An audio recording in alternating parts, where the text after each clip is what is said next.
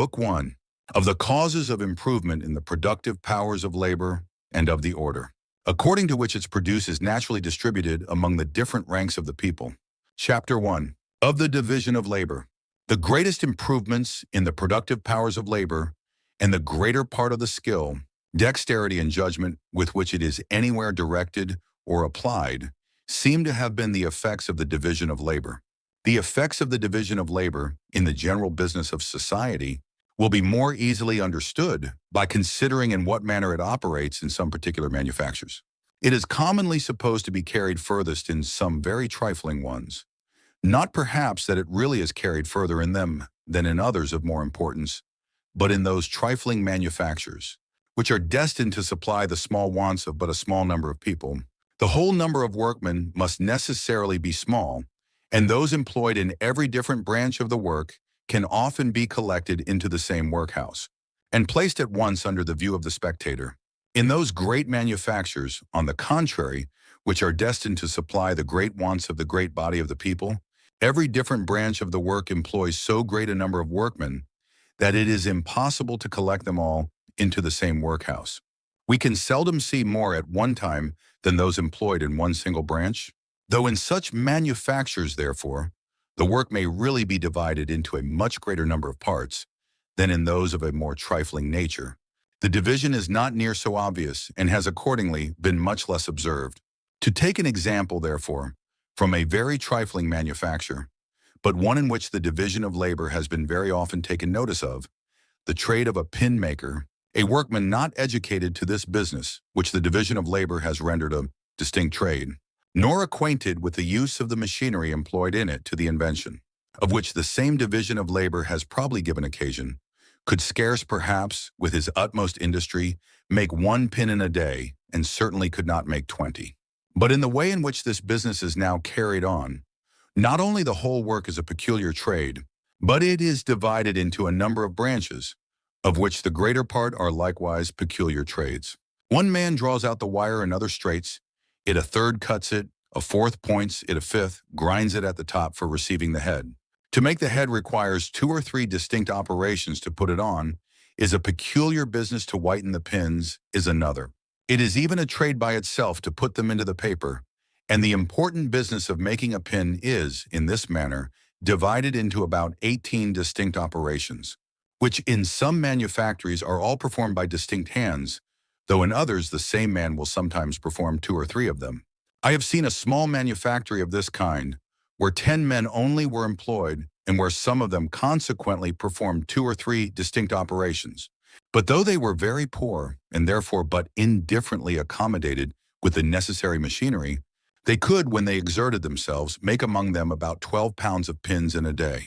There are in a pound upwards of 4,000 pins of a middling size.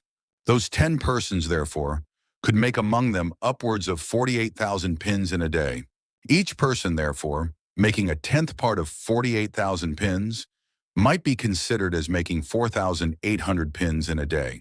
But if they had all wrought separately and independently, and without any of them having been educated to this peculiar business, they certainly could not each of them have made 20, perhaps not 1 pin in a day.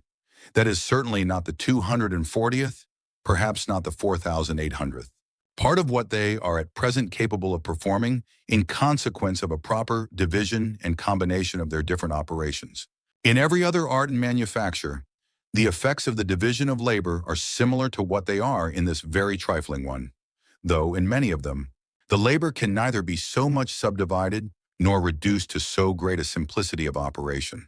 The division of labor, however, so far as it can be introduced, occasions in every art a proportionable increase of the productive powers of labor.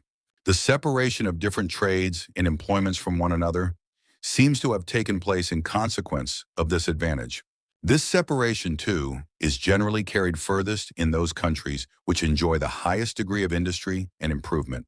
What is the work of one man in a rude state of society, being generally that of several in an improved one?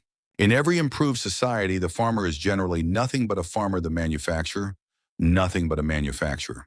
The labor, too, which is necessary to produce any one complete manufacture, is almost always divided among a great number of hands. How many different trades are employed in each branch of the linen and woolen manufactures, from the growers of the flax and the wool to the bleachers and smoothers of the linen, or to the dyers and dressers of the cloth? The nature of agriculture indeed does not admit of so many subdivisions of labor, nor of so complete a separation of one business from another as manufactures. It is impossible to separate so entirely the business of the grazier from that of the corn farmer, as the trade of the carpenter is commonly separated from that of the smith. The spinner is almost always a distinct person from the weaver, but the plowman, the harrower, the sower of the seed, and the reaper of the corn are often the same. The occasions for those different sorts of labor returning with the different seasons of the year, it is impossible that one man should be constantly employed in any one of them. This impossibility of making so complete and entire a separation of all the different branches of labor employed in agriculture is perhaps the reason why the improvement of the productive powers of labor in this art does not always keep pace with their improvement in manufactures. The most opulent nations indeed generally excel all their neighbors in agriculture as well as in manufactures, but they are commonly more distinguished by their superiority in the latter than in the former. Their lands are in general better cultivated, and having more labor and expense bestowed upon them, produce more in proportion to the extent and natural fertility of the ground. But this superiority of produce is seldom much more than in proportion to the superiority of labor and expense. In agriculture, the labor of the rich country is not always much more productive than that of the poor, or at least it is never so much more productive as it commonly is in manufactures. The corn of the rich country, therefore, will not always, in the same degree of goodness, come cheaper to market than that of the poor. The corn of Poland, in the same degree of goodness, is as cheap as that of France, notwithstanding the superior opulence and improvement of the latter country. The corn of France is, in the corn provinces, fully as good, and in most years nearly about the same price with the corn of England. Though in opulence and improvement, France is perhaps inferior to England. The corn lands of England, however, are better cultivated than those of France, and the corn lands of France are said to be much better cultivated than those of Poland. But though the poor country, notwithstanding the inferiority of its cultivation, can in some measure rival the rich in the cheapness and goodness of its corn, it can pretend to no such competition in its manufactures, at least if those manufactures suit the soil, climate, and situation of the rich country. The silks of France are better and cheaper than those of England, because the silk manufacture, at least under the present high duties upon the importation of raw silk, does not so well suit the climate of England as that of France. But the hardware and the coarse woolens of England are beyond all comparison, superior to those of France, and much cheaper too in the same degree of goodness. In Poland there are said to be scarce any manufactures of any kind, a few of those coarser household manufactures excepted, without which no country can well subsist. This great increase in the quantity of work, which, in consequence of the division of labor, the same number of people are capable of performing, is owing to three different circumstances. First, to the increase of dexterity in every particular workman. Secondly, to the saving of the time, which is commonly lost in passing from one species of work to another. And lastly, to the invention of a great number of machines which facilitate and abridge labor and enable one man to do the work of many. First, the improvement of the dexterity of the workman necessarily increases the quantity of the work he can perform and the division of labor. By reducing every man's business to one simple operation, and by making this operation the sole employment of his life, necessarily increases very much the dexterity of the workman. A common smith, who, though accustomed to handle the hammer, has never been used to make nails, if, upon some particular occasion, he is obliged to attempt it, will scarce, I am assured, be able to make above 200 or 300 nails in a day, and those too very bad ones. A smith who has been accustomed to make nails, but whose sole or principal business has not been that of a nailer, can seldom, with his utmost diligence, make more than 800 or 1,000 nails in a day.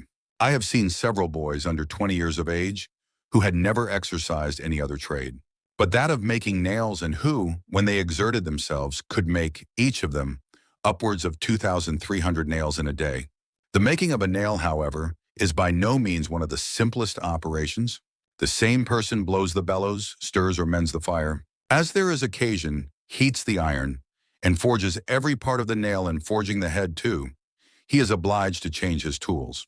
The different operations into which the making of a pin or of a metal button is subdivided are all of them much more simple, and the dexterity of the person, of whose life it has been the sole business to perform them, is usually much greater. The rapidity with which some of the operations of those manufactures are performed exceeds what the human hand could, by those who had never seen them, be supposed capable of acquiring. Secondly, the advantage which is gained by saving the time commonly lost in passing from one sort of work to another is much greater than we should at first view be apt to imagine it. It is impossible to pass very quickly from one kind of work to another that is carried on in a different place and with quite different tools. A country weaver who cultivates a small farm must lose a good deal of time in passing from his loom to the field, and from the field to his loom. When the two trades can be carried on in the same workhouse, the loss of time is, no doubt, much less. It is even in this case, however, very considerable. A man commonly saunters a little in turning his hand from one sort of employment to another. When he first begins the new work, he is seldom very keen and hearty. His mind, as they say, does not go to it, and for some time he rather trifles than applies to good purpose. The habit of sauntering and of indolent, careless application, which is naturally, or rather necessarily, acquired by every country. Workman who is obliged to change his work and his tools every half hour, and to apply his hand in 20 different ways almost every day of his life, renders him almost always slothful and lazy, and incapable of any vigorous application, even on the most pressing occasions. Independent, therefore, of his deficiency in point of dexterity, this cause alone must always reduce considerably the quantity of work which he is capable of performing. Thirdly, and lastly, everybody must be sensible how much labor is facilitated and abridged by the application of proper machinery. It is unnecessary to give any example. I shall only observe, therefore, that the invention of all those machines by which labor is so much facilitated and abridged seems to have been originally owing to the division of labor. Men are much more likely to discover easier and readier methods of attaining any object when the whole attention of their minds is directed towards that single object than when it is dissipated among a great variety of things. But, in consequence of the division of labor, the whole of every man's attention comes naturally to be directed towards some one very simple object. It is naturally to be expected, therefore, that some one or other of those who are employed in each particular branch of labor should soon find out easier and readier methods of performing their own particular work, whenever the nature of it admits of such improvement. A great part of the machines made use of in those manufactures in which labor is most subdivided were originally the invention of common workmen, who, being each of them employed in some very simple operation, naturally turned their thoughts towards finding out easier and readier methods of performing it. Whoever has been much accustomed to visit such manufactures must frequently have been shown very pretty machines, which were the inventions of such workmen, in order to facilitate and quicken their own particular part of the work. In the first fire engines, this was the current designation for steam engines. A boy was constantly employed to open and shut alternately the communication between the boiler and the cylinder, according as the piston either ascended or descended. One of those boys who loved to play with his companions observed that by tying a string from the handle of the valve which opened this communication to another part of the machine, the valve would open and shut without his assistance and leave him at liberty to divert himself with his playfellows. One of the greatest improvements that has been made upon this machine since it was first invented was in this manner the discovery of a boy who wanted to save his own labor. All the improvements in machinery, however, have by no means been the inventions of those who had occasion to use the machines. Many improvements have been made by the ingenuity of the makers of the machines, when to make them became the business of a peculiar trade, and some by that of those who are called philosophers, or men of speculation, whose trade it is not to do anything, but to observe everything, and who, upon that account, are often capable of combining together the powers of the most distant and dissimilar objects in the progress of society. Philosophy or speculation becomes, like every other employment, the principal or sole trade and occupation of a particular class of citizens. Like every other employment, too, it is subdivided into a great number of different branches, each of which affords occupation to a peculiar tribe or class of philosophers, and this subdivision of employment in philosophy, as well as in every other business, improves dexterity and saves time. Each individual becomes more expert in his own peculiar branch, more work is done upon the whole, and the quantity of science is considerably increased by it. It is the great multiplication of the productions of all the different arts, in consequence of the division of labor, which occasions in a well-governed society that universal opulence which extends itself to the lowest ranks of the people.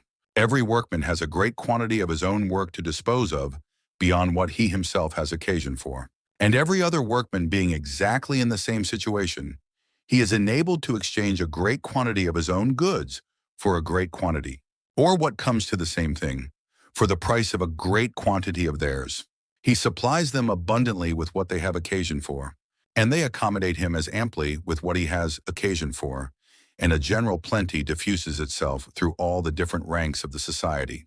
Observe the accommodation of the most common artificer or day laborer in a civilized and thriving country, and you will perceive that the number of people, of whose industry a part, though but a small part, has been employed in procuring him this accommodation, exceeds all computation. The woolen coat, for example, which covers the day laborer, as coarse and rough as it may appear, is the produce of the joint labor of a great multitude of workmen. The shepherd, the sorter of the wool comber or carder, the dyer, the scribbler, the spinner, the weaver, the fuller, the dresser, with many others, must all join their different arts in order to complete even this homely production. How many merchants and carriers, besides, must have been employed in transporting the materials from some of those workmen to others, who often live in a very distant part of the country? How much commerce and navigation, in particular, how many shipbuilders, sailors, sailmakers, rope makers, must have been employed in order to bring together the different drugs made use of by the dyer, which often come from the remotest corners of the world? What a variety of labor, too, is necessary in order to produce the tools of the meanest of those workmen? To say nothing of such complicated machines as the ship of the sailor, the mill of the fuller, or even the loom of the weaver, let us consider only what a variety of labor is requisite in order to form that very simple machine, the shears with which the shepherd clips the wool, the miner, the builder of the furnace for smelting the ore, the feller of the timber, the burner of the charcoal to be made use of in the smelting house, the brickmaker, the bricklayer, the workmen who attend the furnace, the millwright, the forger, the smith, must all of them join their different arts in order to produce them. Were we to examine in the same manner all the different parts of his dress and household furniture, the coarse linen shirt which he wears next his skin, the shoes which cover his feet, the bed which he lies on, and all the different parts which compose it, the kitchen grate at which he prepares his victuals, the coals, which he makes use of for that purpose, dug from the bowels of the earth and brought to him, perhaps by a long sea and a long land carriage, all the other utensils of his kitchen, all the furniture of his table, the knives and forks, the earthen or pewter plates upon which he serves up and divides his victuals, the different hands employed in preparing his bread and his beer, the glass window, which lets in the heat and the light and keeps out the wind and the rain, with all the knowledge and art requisite for preparing that beautiful and happy invention, without which these northern parts of the world could scarce have afforded a very comfortable habitation, together with the tools of all the different workmen employed in producing those different conveniencies, if we examine, I say, all these things and consider what a variety of labor is employed about each of them, we shall be sensible that, without the assistance and cooperation of many thousands, the very meanest person in a civilized country could not be provided, even according to what we very falsely imagine, the easy and simple manner in which he is commonly accommodated. Compared indeed with the more extravagant luxury of the great, his accommodation must no doubt appear extremely simple and easy. And yet it may be true, perhaps, that the accommodation of an European prince does not always so much exceed that of an industrious and frugal peasant, as the accommodation of the latter exceeds that of many an African king, the absolute masters of the lives and liberties of 10,000 naked savages.